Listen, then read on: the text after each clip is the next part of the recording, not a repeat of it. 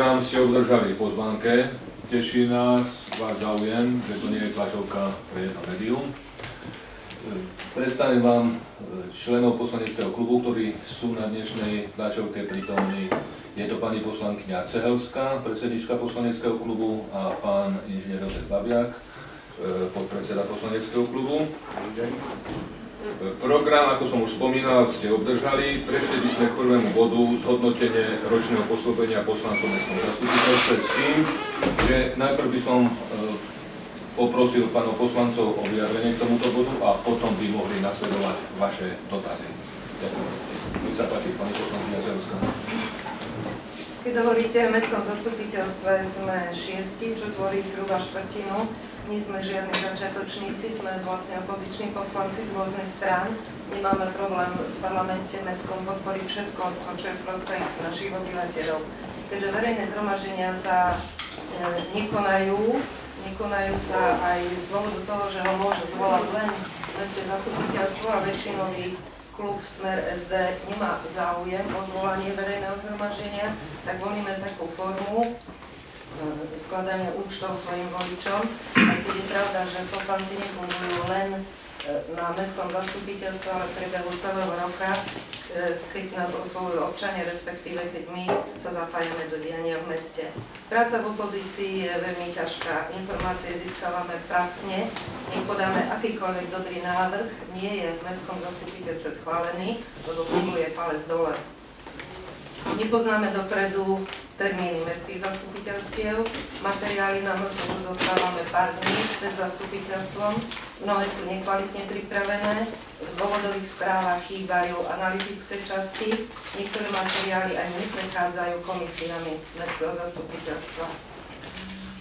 Pri voľbe členov komisí, ktoré sa konštituovali v tom prvom roku, teda po novembri 2014, neboli z veľkej miery akceptované naše návrhy, čo sa týka obsadenia komisí ani mestskej rady. Primátorka nás povymenila v mnohých radách škôl, neviem, či vôbec je mesto, v ktorom to takto funguje, a o členstve v dozorných radách s mojou účasťou mesta ani nehovorím. Takže to všetko sa deje v duchu, vyhraj voľby, môžeš všetko. Niektoré veci teraz by som uviedla konkrétne. Dávame do pozornosti kontrolórke mesta plnenie uznesenia dotácie na podporu mládežníckeho športu. Je to uznesenie číslo 25 z roku 2015 z 31.3.2015, kde volejbalový klub Chemes mal dostať dotáciu 21 000 eur na mládež. Jednoducho to bolo schválené uznesenie, nikto nezrušil, je podpísané. Do dnešného dňa volejbalový klub nedostal ani cent, volejbal žiaľ umeno skončil, ale mládež odohrala od januára do mája gros svojich zápasov, a či pôjde nejaká recipročná, mala aj recipročná dotácia za to obdobie, či 70%, či 50%, jednoducho to, že volejbal odišiel, neobstojí, pretože toto uznesenie nie je absolútne plnené.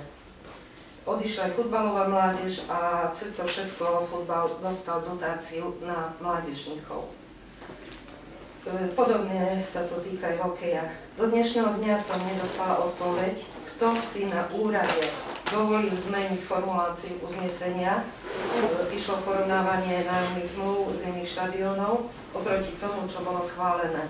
Osobne primátorka na zastupiteľstve komentovala, že sa to všetko pozrie, zistí, dostanem odpoveď. Do dnešného dňa nič. V podstate od júna čakám na túto odpoveď. Čo sa týka kontrolórky, volí ju mestské zastupiteľstvo a v prvom rade by mala byť nápomocná mestskému zastupiteľstvu. My však máme pocit, že funguje ako poradný orgán primátorky mesta. Ani jeden z našich návrhov do plánu kontrolnej činnosti neprešiel. Čo sa týka iného problému, ako bolo naložené napríklad s petíciou za zníženie nájmu na Komenského. Kontrolórka skonštatovala, že spĺňa všetky náležitosti petície a mestské zastupiteľstvo sa ňou má zaoberať. Do dnešného dňa sa zastupiteľstvo nezaoberalo a my dve s pani Barančíkovou sme boli obvinené, že sme si na Komenského robili predvolebnú kampaň. My sme dávali aj návrh do plánu práce zastupiteľstva, samozrejme neschválený. Iná problematika, správe rekreačných a športových zariadení po odchode pána riaditeľa Ducka je už 4. poverený človek, riaditeľ, respektíve riaditeľka.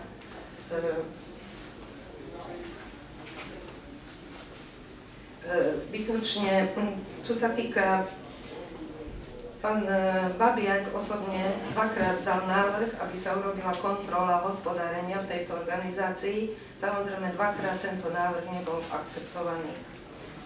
Čo sa týka chodníkov a ciest, viackrát sme žiadali, aby sa každoročne opravovali chodníky, cesty, aby sa každoročne schválil nejaký menovitý zoznam oprav chodníkov a ciest. Posledné roky jednoducho sa to nepredkladá, komisia výstavby zasada málo, pokiaľ mám informácie, posledné zasadnutie komisie výstavby bolo v máji minulého roku a predsedom komisie je pán zástupca primátorky. Keď som pozerala tlačovú besedu primátorky teraz v pondelok, tak vyznelo tam, že pomaly budeme čakať pasportizovať zase chodníky, cesty a zase asi 2-3 roky budeme čakať a pred voľbami predpokladáme, že sa spustia opravy chodníkov a ciest. A za účasti cudzích firiem. Chceme poďakovať občianskym aktivistkám pani Varcholovej, Duraškovej a ďalším a iným, ktorí žiadali zabezpečiť pri rekonštrukcii podchodu v parku pri Karpatii bezbariérovosť. Podarilo sa, takže sme radi, že naši sme takéto aktivistky a bolo to zapracované. Dávame do pozornosti obyvateľom, ako sa v decembri 2015 rekonštruujú sociálne zariadenia, bytové jadro, okná promptne, cez podprahové zákazky, s tým, že bez toho, aby boli v mestskom zastupiteľstve schválené tieto rekonštrukcie. Na základe podnetov obyvateľov v roku 2014 sme vykonali s kolegom Babiakom kontrolu na zimnom štadióne. Dali sme podnet na generálnu prokuratúru. Nebola to naša úloha poslancov, mesto reagovalo až po našom podnete. A záver z tejto kontroly, teda firma odstúpila od zmluvy po vyjadrení, keď to išlo na Markíze. Potom sa mesto súťažilo ešte raz tie spoločné priestory na zimnom štadióne a záver bol taký, že mesto vrátilo ministerstvu školstva okolo 15 000 eur a my s kolegom Babiakom sme boli primátorov obvinení, že škodíme mestu. K tomu by som vás chcela, boli sme upovedomení s kolegom Babiakom, že bolo uznesením vyšetrovateľa policajného zboru začaté trestné stíhanie a súčasne bolo znesené obvinenie za prečin podvod v štádiu pokusu. Takže uvidíme, čo bude ďalej s tým, ale myslíme si, že to, čo sme urobili a aké podnety nám dali obyvateľia, že bolo správne. Pokiaľ viem, tak na zimnom štadióne je momentálne ďalší problém, zateká strecha a je mimo prevádzky zimný štadión, takže tiež sa treba zaoberať tým, čo to tam je, keď nedávno sa tá strecha opravovala. Na záver chcem teda za nás povedať, máme za to, že v meste naďalej vládne atmosféra strachu, arogancia moci, klamstvo ako pracovná metóda, chýba pokora, na naše otázky nedostávame priame odpovede, odpovie sa niečo úplne iné, na čo sa ani nepýtame. Takže pýtame sa Humenčanov, dokedy to budeme tolerovať. Ďakujem. Pán poslanec Babiak, chceš niečo? Ja len k tomu zimnému štadiónu, lebo je to aktuálna téma. Vlastne ten podnet, ktorý sme dávali my, mal dať niekto iný, kto má na starosti správu mestského majetku. A keď si zoberieme, že koľko vlastne mesto na základe nájomnej zmluvy poskytlo nájomcovi vo forme dotácií na prevádzku, údržbu zimného štadióna a na rozvoj hokeja, tak je to dosť zarážajúce číslo, lebo od mája 2013 do konca roku 2015 dostal nájomca od mesta 460 000 eur. A možno, že urobíme druhý poslanecký prieskum, tak ako sme urobili vtedy s pani Celáhovskou. Poďme sa pozrieť na štadión, ako to tam vlastne vyzerá. a či tie prostriedky, ktoré mesto poskytuje nájomcovi, sú skutočne využívané na ten účel, na ktorý majú byť. My vieme o tom, že roľba už tam nie je tá pôvodná, museli si požičať roľbu z Michaloviec, aby obec mohli prevádzkovať a využívať ľadovú plochu. Že možno ani na mládežnícky hokej, ktorý mal dostať neobvykle veľa peňazí z tejto dotácie, tak ani ten mládežnícky hokej nefunguje tak, ako by mal a najlepší hokejisti v týchto kategóriách odchádzajú trénovať a hrať do iných blízkych klubov, kde tie podmienky sú lepšie. To znamená, vyvstáva tu otázka, či za prvé mesto si plní kontrolnú úlohu vo vzťahu k nájomcovi, či všetky ustanovenia zmluvy o nájme zimného štadióna sú naplňané tak, ako je to tam napísané. To je, myslím si, úloha pre pani kontrolórku. Či sa realizujú veci z prílohy číslo 4 tejto zmluvy, kde sa hovorí, čo všetko má nájomca urobiť v priebehu doby nájmu. A či teda aj činnosť hokejového klubu ako takého, teraz už nehovorím o nájomcovi, ale priamo o hokejovom klube, je taká, že ten rozvoj mládežníckeho hokeja je zabezpečený v príslušnej kvalite. To, že ten stav je taký, myslím si, padá tak trošku aj na hlavu človeka, ktorý je priamo v riadiacich orgánoch tohto klubu, ktorý tam zastupuje mesto, a to je pán Ždíňa. Myslím si, že mal by odpovedať aj on na to, ako vlastne funguje, aký má prehľad o tom, ako sú prostriedky, ktoré mesto poskytuje, využívané na ten účel a či sú teda využívané na ten účel, na ktorý mesto poskytuje. Keď teraz je problém so strechou, tak my sa pýtame, 60 000 vyfakturoval MHK v januári 2014 správe rekreačných zariadení za opravu strechy. Tak bolo by dobre vidieť objednávku, bolo by dobre vidieť, kto nejakým spôsobom zmapoval tú situáciu na streche, ktorá časť strechy sa opravila, či tá oprava skutočne slúžila na to, na čo mal. Takže ja zatiaľ len toľko. Ďakujem pekne. Pokiaľ máte nejaké dotazy, nech sa páči.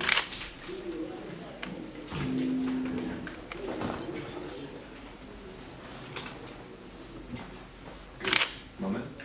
Ja mám samozrejme, dobrý deň. Ja sa chcem opýtať vlastne, v čom vy vidíte ako problém v tom poverovaní, lebo zimný štadión a správa rekreačných a športových zariadení trošku spolu súvisia, alebo viac menej súvisia.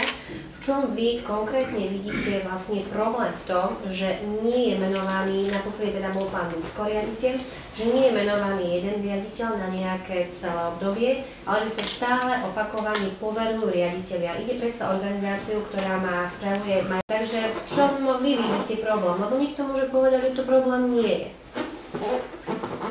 Je to problém riadenia. Ak si pozriete na systém riadenia pani primátorky Umenom, a ten sa netýka len správy rekreačných zariadení. Keď si pozriete škôlky, kde sú takisto poverované riaditeľky na určité obdobia, najprv na 6 mesiacov, potom ďalej. Ten istý systém funguje aj na správe rekreačných a športových zariadení. Už tu pani Celovská hovorila, že je tam 4. človek, ktorý je poverovaný. A myslím si, že z hľadiska riadenia to určite nie je dobré riešenie. Pretože ten človek vlastne je každú chvíľku odvolateľný a myslím si, že v tom je princíp celého riadenia pani primátorky, že chce mať teda pod kontrolou ľudí týmto spôsobom, lebo ich poveruje a kedykoľvek ich môže odvolať. Ak by tam bol riaditeľ schválený mestským zastupiteľstvom a následne vymenovaný, už nie je možné ho tak jednoducho odvolať. Jednoducho to je kompetencia, ktorá patrí mestskému zastupiteľstvu a mestské zastupiteľstvo by následne muselo na návrh, napríklad pani primátorky, ak by boli naplnené zákonné dôvody na odvolanie tohoto človeka, schváliť alebo neschváliť jeho odvolanie. Tak tu je, myslím, test zakopaný a rozhodne to neprospieva riadeniu týchto organizácií a keď hovoríme konkrétne o správe rekreačných a športových zariadení, tak si myslím, že že aj poverení riaditelia nesú zodpovednosť za stav, ktorý je na zimnom štadióne, pretože tento majetok je v ich správe a ako prenajímatelia by sa mali zaujímať, čo sa na tomto zimnom štadióne z hľadiska spravovania majetku mesta robí alebo nerobí. No ale zrejme pokyny, ktoré dostávajú, sú také, aby sa do toho veľmi nemiešali. My sme to videli, keď sme boli na tom poslaneckom prieskume 12. septembra 2014, keď sme vyzývali, aby sa zúčastnil tohoto prieskumu aj poverený riaditeľ správy rekreačných ako osoba kompetentná, ktorá teda má čo do toho rozprávať, tak samozrejme nikto sa nezúčastnil. Nezúčastnil sa ani poverený riaditeľ a nezúčastnil sa ani zástupca z odboru výstavby alebo šéfka odboru výstavby, kde by sme mohli aj spolu za ich účastí hodnotiť to, čo sa tam skutočne urobilo alebo neurobilo. Takže podľa mňa v tomto je ten problém. Ja mám ešte ďalšiu otázku. Dnes je 13. januára. Z našich skúseností, kedy vlastne my chodíme na mestské zastupiteľstva do rôznych miest na Zemplíne, vieme, že mestské rady zasadali a zaoberali sa prípravou rozpočtu na nový rok, takisto investičnými plány už niekedy od októbra, novembra. Dokonca napríklad mesto Snina si dalo ako svoju prioritu schváliť si rozpočet na nový rok hneď ešte pred ukončením roku 2015. Mňa by zaujímalo, vy ste aj vlastne členovia mestskej rady, iba vy sama. Zaujímalo by ma teda, kedy Mestská rada sa už pripravovala na to, alebo rokovala o tom, čo bude predmetom teda investičného plánu, aký bude rozpočet. A viem, že u nás v Humennom je to naozaj veľmi netradičné, že mestské rady sa konajú hodinu pred začatím mestského zastupiteľstva. Čiže pýtam sa vás, či tá hodina stačí, aby ste vy mohli sa vyjadriť k takým závažným veciam, ako je rozpočet mesta a k takým závažným veciam, ako je investičný plán. Kedy teda vy máte vôbec priestor sa k týmto veciam vyjadrovať? No ani problematikou investičných akcií, ani rozpočtom sa Mestská rada dokonca nezaoberala a tú hodinu a pol pred zastupiteľstvom to je podľa mňa absurdum, pretože rozpočet to je zákon mesta na daný kalendárny rok a jednoducho by mal najprv byť odobrený, respektíve prerokovaný v komisii finančnej, kde je pán Babiak, a potom v Mestskej rade. A to, že tie Mestské rady sa nekonajú týždeň, 2 týždne pred zastupiteľstvom, ako je bežné v iných mestách, považujeme za ďalší precedens, pretože na tej Mestskej rade pomaly všetkým je všetko jasné, ale pán Babin, respektíve ja sa pýtame. Hej? A ostatní, v podstate ďalší sú všetci členovia Smeru, SD a tým pádom a Mestská rada, neviem, či tam plní nejakú vôbec funkciu takú, ako by mala. Takže mne sa to nepáči, pretože predtým na tej Mestskej rade sme materiály predrokovali, žiadali sme nejaké doplnenia, vysvetlivky, zmeny. Bolo 2 týždne na to, aby to ten Mestský úrad pripravil, odobril, predložil a potom už na zastupiteľstvo išiel materiál v takejto podobe. Tu sa to nedieje, hodinu a pol pred zastupiteľstvom, to je absurdum toto. Ešte sa chcem opýtať teda, kedy bol naposledy mestské zastupiteľstvo a že či vy dnes 13. januára už poznáte termín, kedy bude zastupiteľstvo to ďalšie a kedy by vlastne zo zákona aj byť malo, lebo vieme, že každé 3 mesiace by mali poslanci rokovať. Takže aké máte vy vlastne informácie? Ostatné mestské zastupiteľstvo bolo, myslím, 3. novembra roku 2015. Tak ako už pán kolega, myslím, Babiak, alebo pani kolegyňa Cehelská spomínala, my nemáme nejaký plán v konaní mestských zastupiteľstiev, mestskej rady, prípadne ešte tie komisie sem tam nejaké tie plány majú. Ale my nevieme, kedy bude zasadnutie mestského zastupiteľstva a podľa informácií, ktorú máme, že ešte na verejnej tabuli nevisí návrh rozpočtu na rok 2016, ktorý by tam mal visieť minimálne 15 dní, vyzerá tak, že zrejme ani do konca januára, možno ešte dneska si to tam, zrejme ani do konca januára asi mestské zastupiteľstvo nebude. To znamená, že mesto ide na provizorium, či január provizorium, neviem, kedy sa to mestské zastupiteľstvo bude konať, ale keď si spočítame, že bolo 3. novembra, čiže myslím, že na neskôršie 3. februára podľa zákona by malo byť. Čiže je aj pravdepodobné, že sa to stihne, ale nepripadá vám to ako, že ako poslancom vlastne ako nejaká zábrana vo vašej práci. Veď predsa nie je možné pracovať tak, že človek nepozná žiadne termíny, nemá žiadne plány. Čo s tým chcete robiť? My sme sa pokúšali aj sami dávať návrhy termínov. Viete, hovoríme tu, že pani primátorka je možno vyťažená, že v Bratislave neviem čo, ale si myslím, že aj toto sa dá zladiť. Veď ja som poslancom 20 rokov pomaly a ešte som to nezažil, až odkedy je primátorkou pani Váľová, aby sme takýmto spôsobom organizovali či už mestské zastupiteľstva, zasadnutia mestskej rady, prípadne komisii.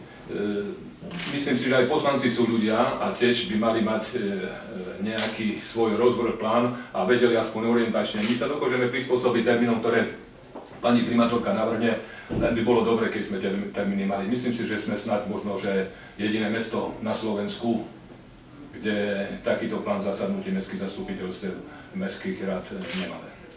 Plán práce existuje nejaký na rokovanie zastupiteľstva, na rokovanie mestskej rady, obsahový, keď sa môže doplniť, ale časový v žiadnom prípade. My si pripadáme aj nejakí policajti, ktorí nič nerobia, len zistia kedy, asi vieš, keď tu bude. Sondujeme, no je toto normálne. Niekto zapíska, my sme nastúpení. A ešte taká poznámka k tým dokumentom, čo sa týka rozpočtu.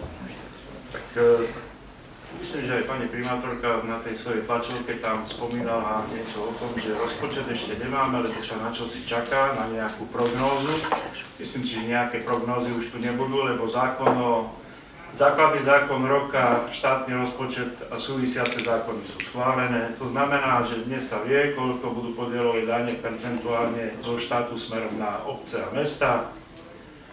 A že tento rozpočet nie je pripravený, nie je prerokovaný v príslušnej komisii, to je vo finančnej. To je obraz toho, ako Mestský úrad pod vedením pani primátorky pracuje.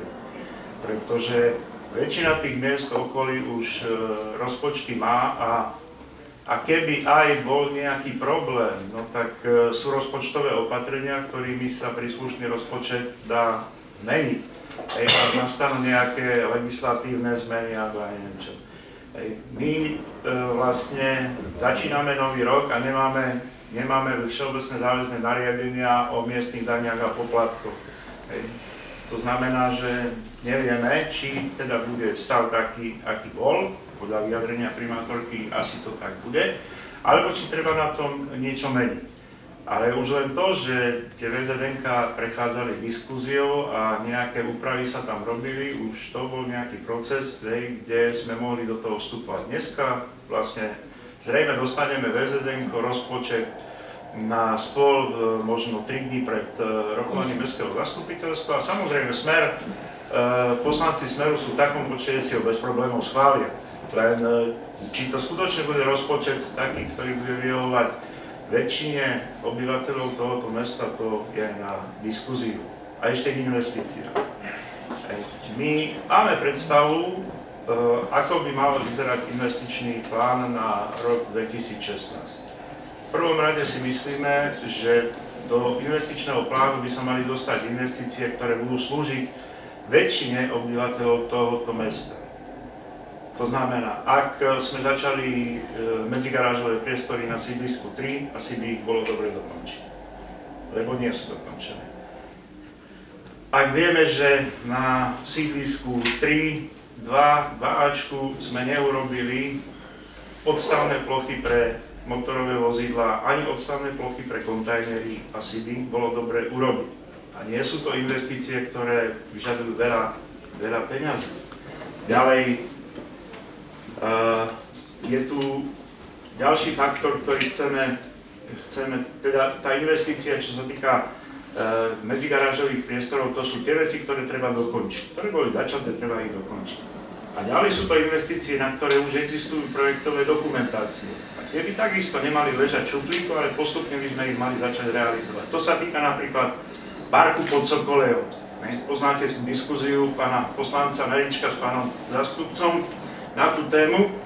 Hej, že projekt sa nakoniec našiel, existuje a myslím si, že zaslúži si byť realizovaný na sídlisku pod Sokolejom, lebo takýto priestor, takýto park tam jednoducho chýba. Ďalej my hovoríme o tom, že by sme mali robiť cyklotrasy. Ono sa o nich veľa rozpráva, dokonca je projekt z roku 2008, ale myslím si, že ten projekt nerieši to, čo cyklisti očakávajú od cyklotras. To znamená, že treba ho riešiť. Pani primátorka s veľkou pompou nám oznamuje, že najväčšia investícia v roku 2016 bude futbalový štadión a že len 2 štadióny na Slovensku sú tak finančne náročné. Jeden z nich je humenský, ja predpokladám, že ten druhý je národný. Lebo už tretíkrát prepracovávame projekt.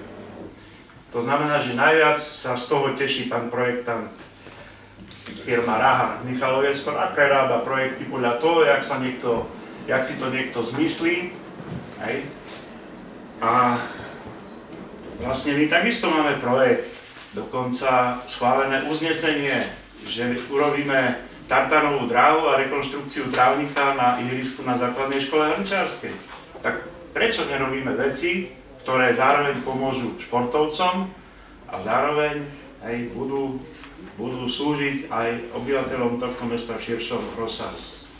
Ďalej máme tu v pláne hospodárskeho a sociálneho rozvoja je zaradená akcia zariadenie na spracovanie biologicky rozložiteľného odpadu. My vieme, že či už občania alebo technické služby majú veľký problém s tým, kde tento odpad uložiť.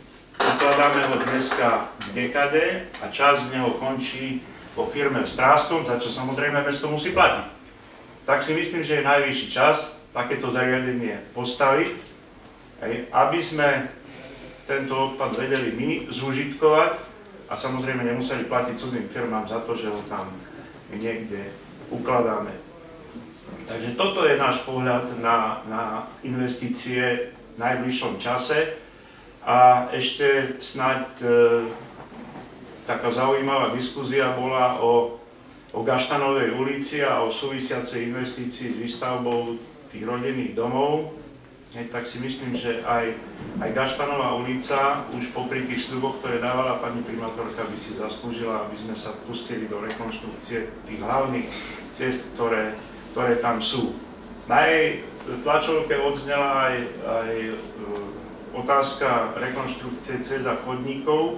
My si pamätáme veľmi dobre spred 4 rokov, kde sa hovorilo, že bude pasportizácia a následne sa všetko opraví.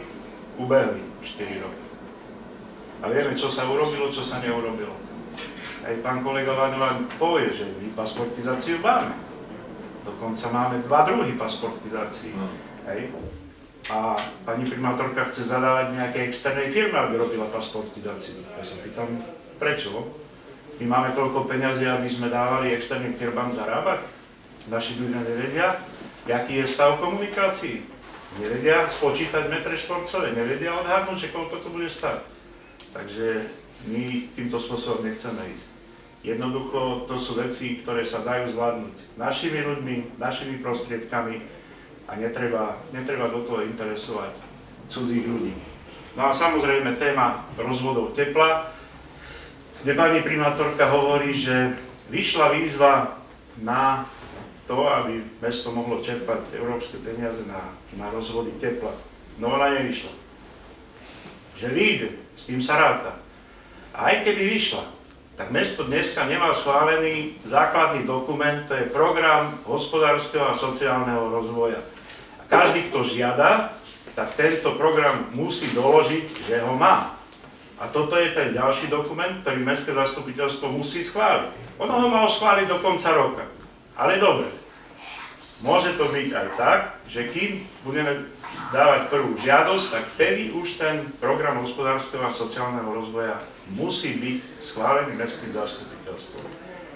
Takže to sú také veci, ktoré si myslím, že ani nevyžadovali veľa energie, času, len bolo treba robiť tak, ako sa to robilo v predchádzajúcich rokoch. Navyše, keďže som v komisii pre spracovanie programov hospodárskeho a sociálneho rozvoja, viem, že ten program je spracovaný, dokonca prešiel komisiami, lebo my sme na tom trvali, takže všetky odborné komisie pri mestskom zastupiteľstve sa mohli k nemu vyjadrovať, doplňovať ho a je v takom štádiu, že nie je problém ho dať na schválenie a mať ho hotový. Len, bohužiaľ, systém práce je taký, aký je v Humennom, tak preto nám tie veci ostávajú vysieť. Keď dovolíte doplniť, firma Raha 14.9. projektová dokumentácia pre realizáciu stavby, rekonštrukcia futbalového štadióna 2., 3. a 4. etapa 22 800 eur. Vy ste boli informovaní, pretože pamätám si, bola jedna, nemôžem to nazvať tlačová konferencia, keďže pani primátorka sedí s jedným redaktorom a s jedným kameramanom bez účasti iných médií. Čiže bolo také vystúpenie v miestnej televízii, kde ona povedala, že keď sa robila prvá etapa, že sa nebude búrať tribúna, lebo ona si postavila hlavu. Teraz sme sa dozvedeli v pondelok, že tribúna sa búrať musí, lebo je v havarijnom stave. Takže chcela som sa opýtať vás ako poslancov, ako vy ste informovaní, teda vieme, že bola zverejnená faktúra za geologický prieskum, ktorý sa tam konal. Čiže aké informácie sa dostávajú o tom k vám? Pretože taká veta jedna, že tribúna nebude sa búrať, ale 3 mesiace veta, že je havarijný stav a búrať sa musí. Tak čo to vlastne znamená pre vás? Čo ako poslanci vy s tým môžete robiť? Lebo my ako občania si to vypočujeme v televízii. Čo sa týka tribúny, k tomu boli zvolané nejaké rokovania. Ja som sa ako člen komisie pre majetkovú činnosť, majetkovú a podnikateľskú činnosť zúčastnil. Myslím si, že aj komisia pre výstavbu má takéto stretnutie za prítomnosti mesta a odboru výstavby a projektanta. Je fakt, že tá tribúna je ozaj v hroznom stave, lenže keď chceme tú tribúnu zbúrať, tam sú potrebné ďalšie finančné náklady na to búranie.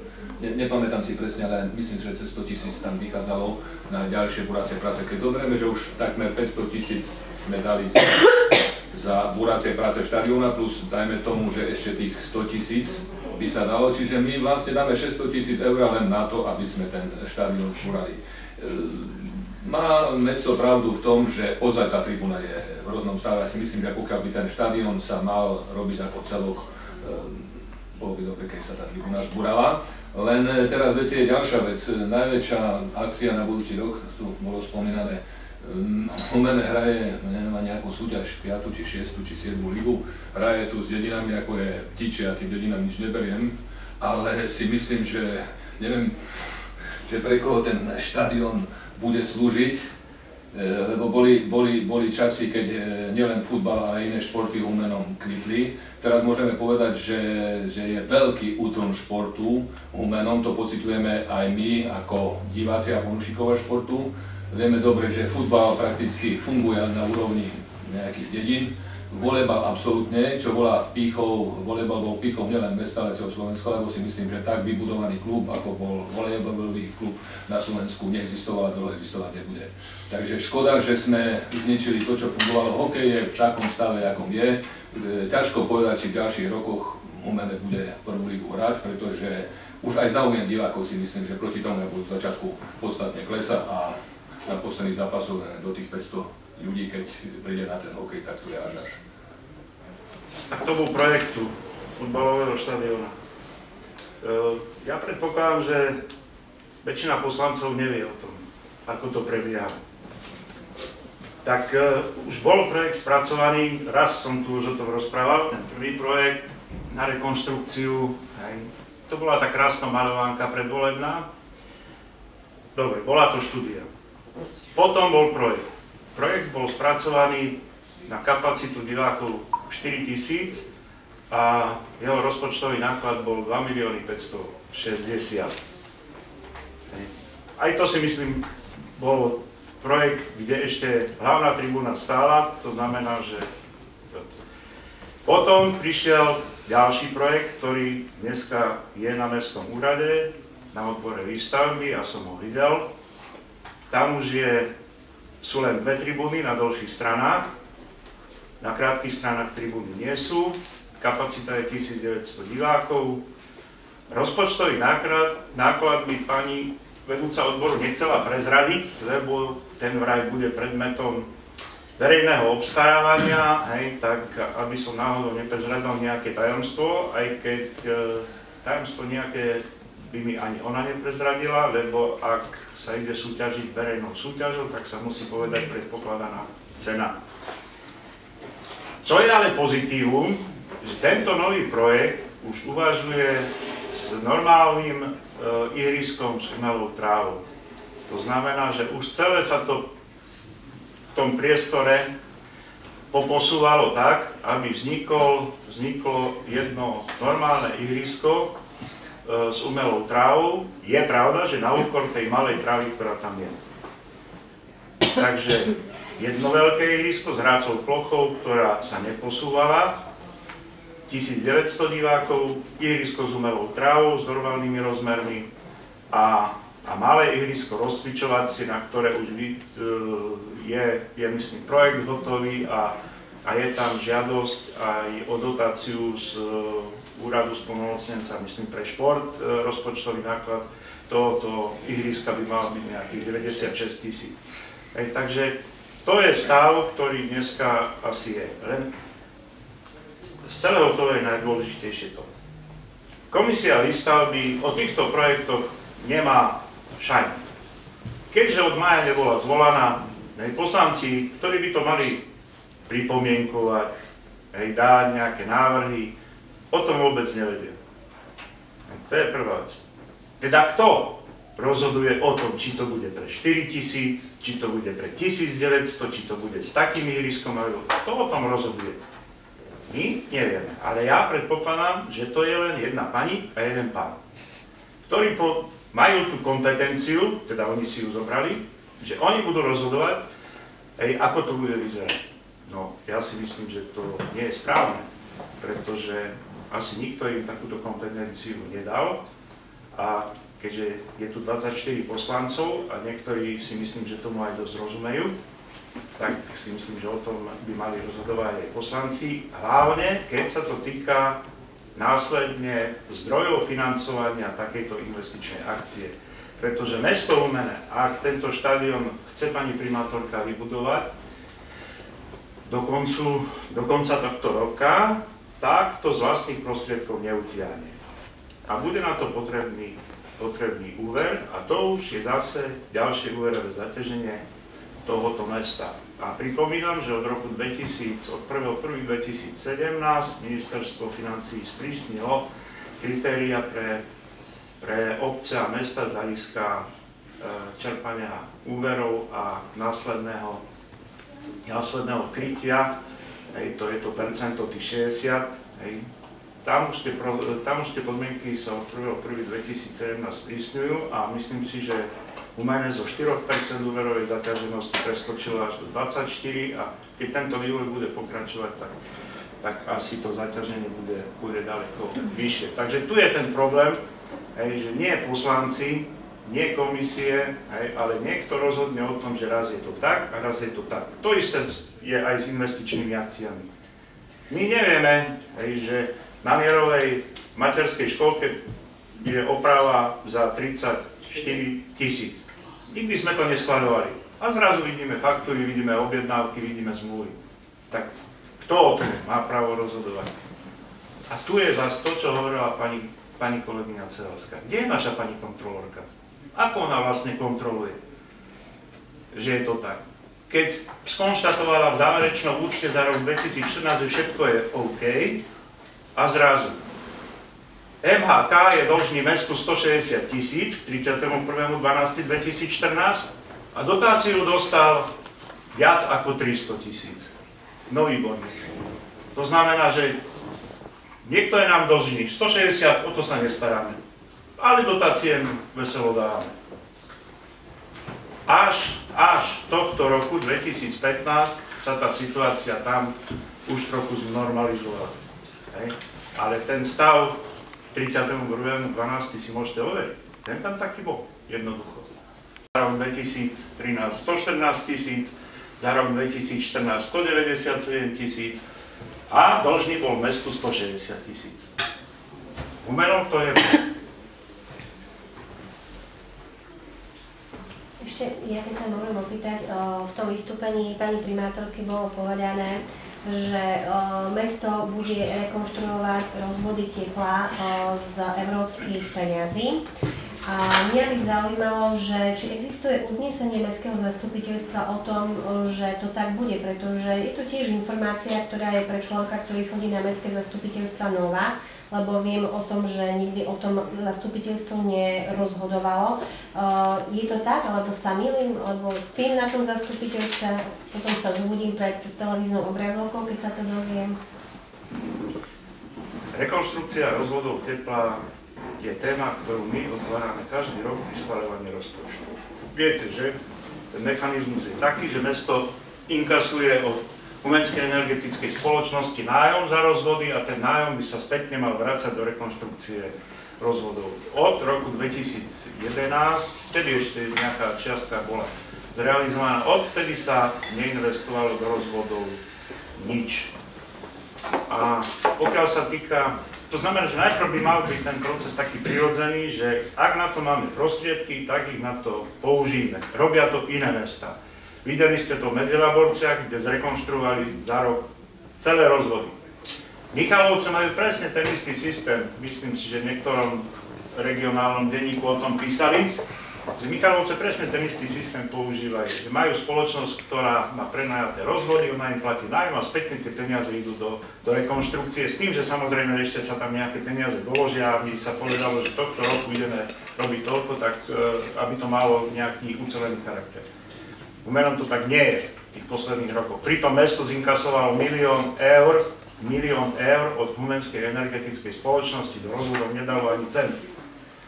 A pokiaľ sa týka tej rekonštrukcie z hľadiska využitia európskych fondov. Áno, samozrejme je to možné, len nie je to také jednoduché, pretože máme nájomnú zmluvu, ktorú síce okresný súd v Humennom povedal, že je neplatná, a keď budeme žiadať, tak tieto záležitosti sa budú musieť vysporiadať.